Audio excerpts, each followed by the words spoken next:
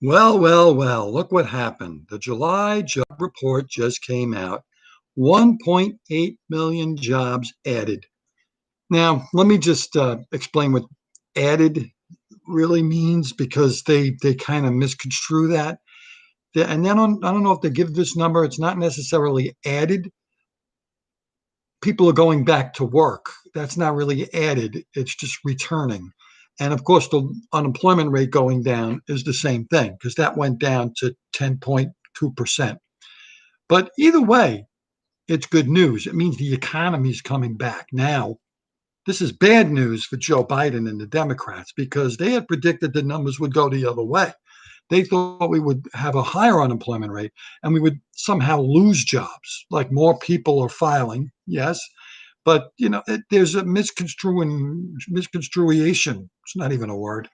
But you have to understand, folks, that in order for Joe Biden to win, well, a couple of things. He has to pick a black lady for vice president because he has to win back the black voters that he's losing by saying stupid ass racist things every other day.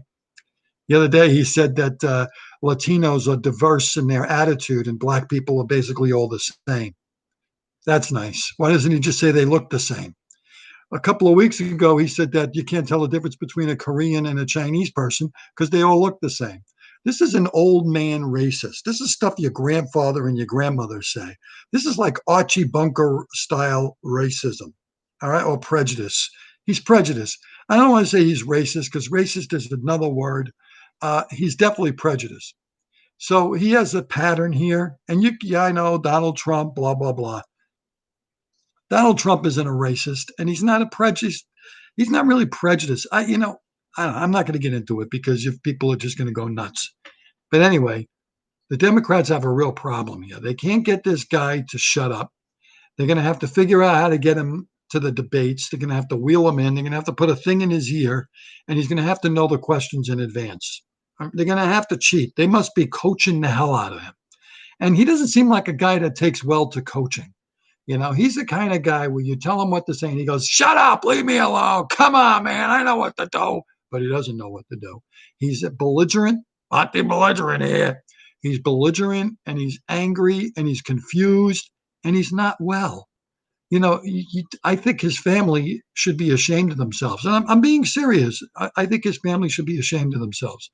They're trying to put a man who is not all there into the most stressful and most difficult job in the world. I mean, really, he has to sit down with world leaders. Can you imagine a guy who can't put two sentences together to sit down with world leaders? They're gonna like this. Are you kidding me? Are you kidding me now? Are you kidding me right now? That's what their attitude is going to be. And he's just going to give the shop away. He's just going to give it away. The store is going to be given away.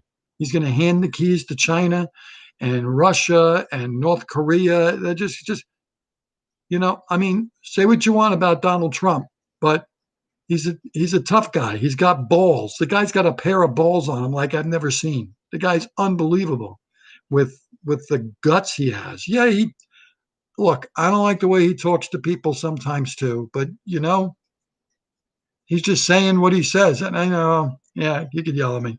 It's okay. But this good jobs report and good unemployment numbers is bad news for Democrats. So think about that. That means things have to get so bad. America has to fail and fall so hard that we need Joe Biden to come in and fix things. And the really latest thing I hear is like, yeah, we know Joe Biden isn't the greatest pick, but we're not voting for the president. We're voting for all Democrats to come in. So, now they're going to be pushing, we need this blue wave to come in and fix everything. Fix everything? Do you see them stumbling? And you see what they're doing? They're just spending money. They're spending our money that they don't have.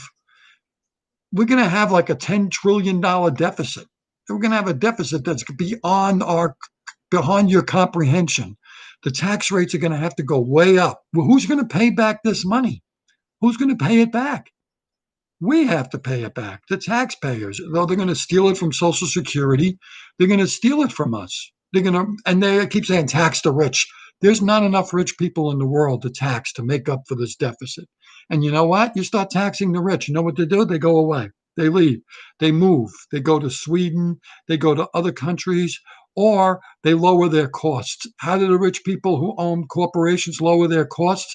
They get stuff made overseas in Vietnam and China and Korea and Singapore, wherever else the hell they do it. I don't know. They get stuff made over Thailand, and and next thing you know, our economy suffers because there's no jobs for American workers anymore because everything's made overseas to lower their costs to make up for their rising taxes. Hello, it's common sense. It's common sense. I feel like America is on the, you know what it's like? It's like we're hanging on by our fingernails from a ledge. We're hanging on by our fingernails. And any minute we're going to start losing the grip. You know, four, we're about three fingernails away from losing our grip. Don't let it happen. Please don't let it happen. Don't listen to the mindless people on TV that are telling you everything's Trump's fault. We've had problems in this country for years. The worst thing Trump did was go after China. That's what he did wrong. If I want to say anything he did wrong, he went after China and it pissed them off. And not only did it piss them off, it pissed off all the millionaires and politicians and all the celebrities that are connected to China, that invest in China, that get their money from China. They want him out and they want everything to go back the way it was. They want to roll everything back to the Obama years when China was when we were China's bitch and we were Russia's bitch and we were North Korea's bitch. They want to go back to America being compliant and conforming to the way things were before. So just wake up and realize that a bad economy means a new president. But what does it also mean? A bad economy. And we don't want a bad economy. We want people back to work. We want people back to their livelihoods, being able to grow and live their lives to the fullest. Not this. Not this. Don't wish for it. Just because you don't like Trump, because he's orange, or he says mean things, or he's a little nasty.